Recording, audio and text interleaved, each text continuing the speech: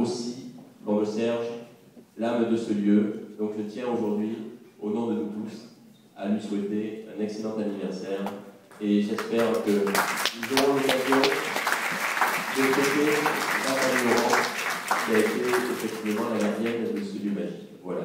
Donc que vous dire d'autre, j'aurais tellement à vous dire. Je cède la parole à Jérémy Roux en vous remerciant.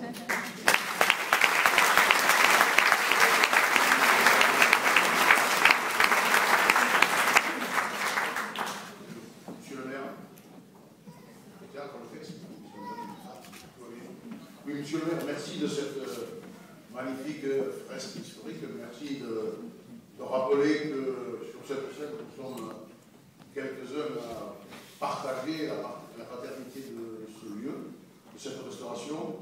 Magie et émotion, bien sûr, quand nous regardons ce qui a été fait, quand nous savons ce qui a été, par quelle vicissitude ce lieu a pu passer. À mon nom personnel, au nom du département, quelques mots. Vous savez que je suis né à 2 pas d'ici. Je suis presque le régional de l'Étable.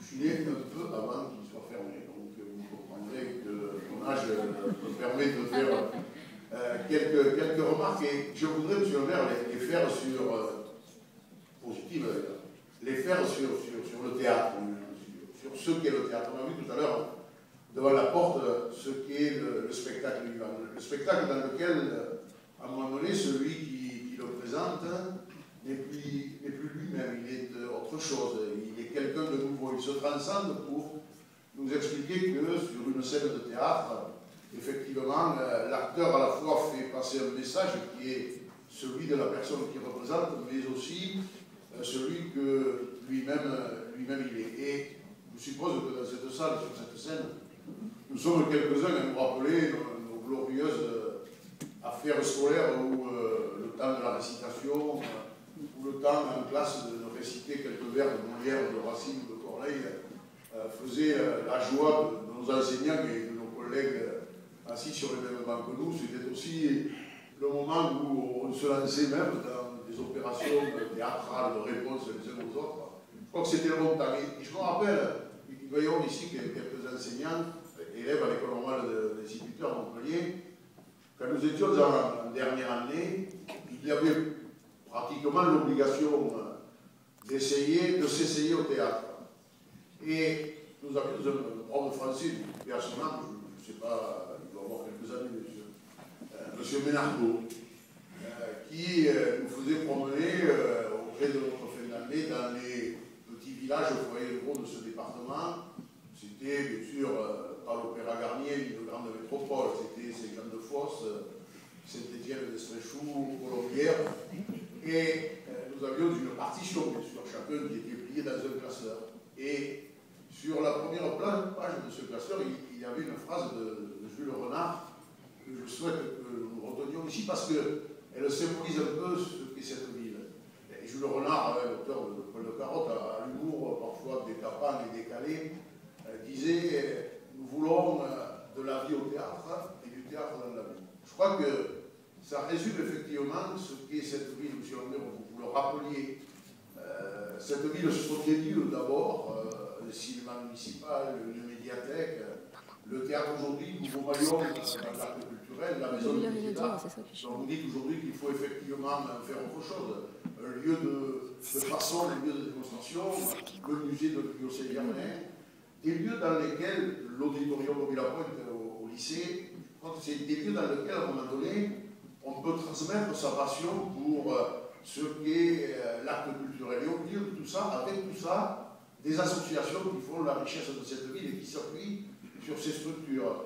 Vous avez évoqué les amis de Pélénas au musée, le ciné-club au cinéma municipal, vous évoquez aussi des structures comme associatives, Paysans Enchantés, la Maman des Poissons, le Pètre, toutes ces structures qui, à un moment donné, font la vie culturelle de cette ville. Et nous savons aujourd'hui, nous constatons qu'au-delà du terrain de sport, lieu où on se rassemble, où le métissage peut s'accomplir, il y a effectivement l'acte culturel. L'acte culturel, c'est l'acte de transmission. Expliquer aux autres ce que nous sommes, ce que nous pouvons faire et ce que nous devons faire ensemble. Mais c'est vrai que dans les collectivités, on s'en aperçoit peut-être à tort, les uns et les autres, on a dû à un moment donné faire cet oubli, à savoir que le fait de se rencontrer, le fait de discuter, le fait de se considérer comme une société métissée, nous oblige et nous fait comprendre que l'autre est important, que l'autre il faut écouter. Je crois que le théâtre, le spectacle vivant, c'est le fondement même de ce que peut être cet acte-là. Nous sommes aujourd'hui sur scène, il y a des lieux précédents sur scène, je pense à la Maison du Peuple, le spectacle des matchs, qui sont une autre façon d'exprimer une culture locale, mais c'est la volonté aussi d'expliquer que nous pouvons être ensemble sur ces lieux-là. Et quand on se retourne et qu'on se dit bon, l'acte culturel, ça peut être un acte purement intellectuel, il y a aussi, monsieur le maire, et je sais que c'est quelque chose qui nous intéresse au plus haut point, c'est, à un moment donné, il y a une économie du tourisme, on l'évoquait, mais il y a une économie de la culture. On sait, par exemple, sur cette ville, qu'il y a au lycée de Pézenas une section audiovisuelle et théâtre. Pourquoi ne pas imaginer demain, dans le cadre des formations territorialisées, un lycée d'enseignement professionnel dans lequel les métiers du théâtre, les métiers de la scène pourraient être représentés. Faire de Pézenas, je pense, au décor, au costume, faire de Pézenas, effectivement, un peu cette capitale entre oreilles de ce que peut être aujourd'hui l'art théâtral. On a un magnifique outil, il y a toute la possibilité de développer autour de cet outil-là et de ceux qui se sont construits petit à petit cette idée que la culture est un moment de réflexion, un moment de partage, mais elle peut être aussi, dans une petite ville comme Pézenas, qui peut ressembler à beaucoup d'autres, des villes qui sont, vous le soulignez, pour centre ou centre urbain. Cette ville est dans des tas d'atouts, mais elle a en particulier son histoire, son patrimoine, qui fait qu'elle est la seule dans ce cas, certainement sur le territoire national, à pouvoir marier la volonté de voir des gens se croiser de l'est à l'ouest ou du nord au sud, mais aussi la volonté peut-être avec l'outil culturel de faire une spécificité. Je sais, monsieur le maire, vous savez, nous avons des débats de conseil municipal, parfois ils sont commentés, mais les uns et les autres, nous savons que cette ville, c'est quelque chose qui nous attire, quelque chose qui nous plaît. Et nous souhaitons bien sûr la voir développer. Je ne sais pas si le terme est juste. Je crois que le terme épanouir me paraît beaucoup plus convenu. Et quand la ville s'épanouit, ses habitants, bien sûr, eux aussi, et ça peut se faire autour de ce qu'est aujourd'hui l'acte culturel, le spectacle vivant, ou le spectacle du regard, celui de la tête et celui des mains. Et je crois que c'est quelque chose aujourd'hui que nous pouvons célébrer en saluant cette magnifique restauration. Ma mère, il y a quelques années, me disait avoir assisté à la dernière représentation. Je suppose qu'elle doit attendre que son fils vienne lui raconter comment il le théâtre. Elle viendra, rassurez-vous, le voir parce qu'elle est très curieuse. Et elle se rappellera certainement des grands moments passés au fameux poulailler où il fallait se presser pour arriver bonheur dans des conditions de sécurité, je suppose, qui étaient particulièrement compliquées. Mais c'est vrai aussi que ce théâtre est lié à l'histoire de cette ville. Donc, monsieur le président de la communauté d'agglomération, monsieur le maire, madame la vice-présidente du conseil régional, sachez que le département est très attentif. Vous savez que nous passons une convention avec les communes et les associations. Aujourd'hui, déjà, votre service culturel travaille avec l'espace d'art et de culture de sortie ouest à Béziers. Donc, nous sommes très attentifs à ce qui se passe dans des villes comme la vôtre, comme la nôtre, où à la fois la vie municipale et la vie associative est intense, et nous sommes prêts, bien sûr, à travailler avec vous pour rendre à ce lieu, certes son animation pour ceux qui est, pour ceux qui le représentent et pour ceux qui le deviendront. Vous savez, quand on l'inaugure, on regarde ce qui s'est passé, on se dit, bon, il ne faut pas que ce théâtre soit, la salle n'est pas perdue, mais le lieu des esprits retrouvés. À un moment donné, c'est ainsi que les uns et les autres, nous pouvons partager les stades de bonheur. Donc, merci à vous tous, de l'avoir fait partager.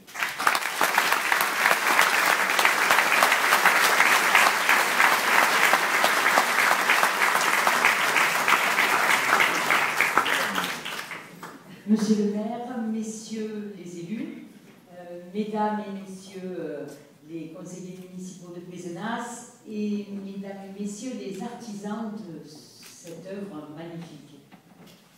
Tout d'abord, je voudrais vous apporter, monsieur le maire, et à la population de Pézenas, les encouragements et les salutations de notre président Christian Courtel. Les encouragements pour le lien social qui va avoir lieu ici dans ce lieu magnifique, et bien entendu les salutations à chaque citoyenne et chaque citoyen.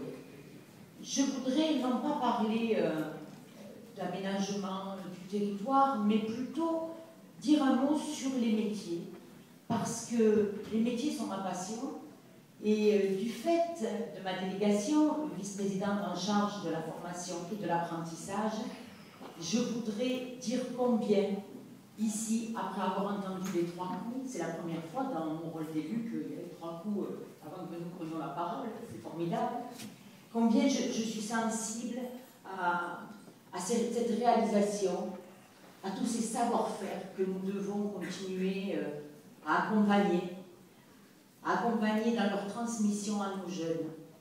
Et messieurs les artisans, les artistes qui avaient réalisé les lustres, les tapisseries, les sièges, la menuiserie, les charpentes, enfin, tous ces corps de métier, je voudrais vous dire combien je compte sur vous, et nous tous d'ailleurs, nous comptons sur vous pour transmettre tous ces savoir-faire à notre jeunesse, pour que quelques-uns d'entre eux puissent avoir la chance d'acquérir ces compétences magnifiques, cet art quelque part, parce que la main peut réaliser des travaux merveilleux.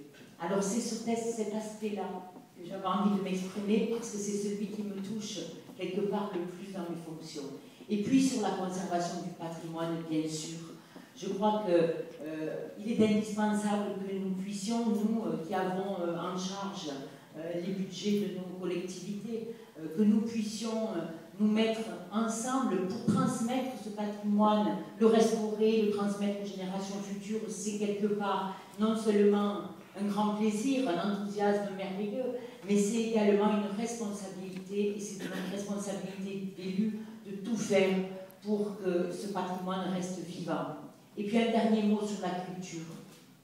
Je crois que notre collectivité, la région, a encore augmenté cette année son budget pour la culture et qu'elle soutient toutes les esthétiques, ce qui veut dire qu'elle soutient les artistes et qu'elle soutient des villes comme la vôtre, monsieur le maire, dans sa vie de chaque jour pour permettre aux habitants et aux touristes, mais aux habitants d'abord quand même, de vivre des moments magiques parce qu'on a quand même besoin dans notre société de liens sociaux, de moments où on partage, vous l'avez dit, monsieur le conseiller général, mais aussi de moments, de petits instants de bonheur pour échapper aux contraintes de chaque jour.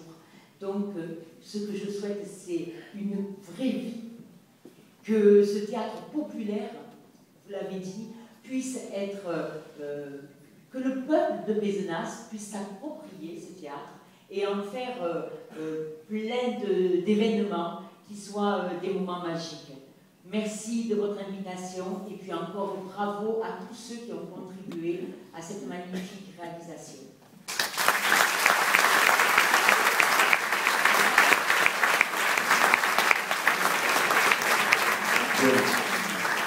Comme je suis le dernier à parler, je vais essayer de faire court, parce que grâce au maire de Pézenas, on a une tarissade sur l'histoire de cette cité.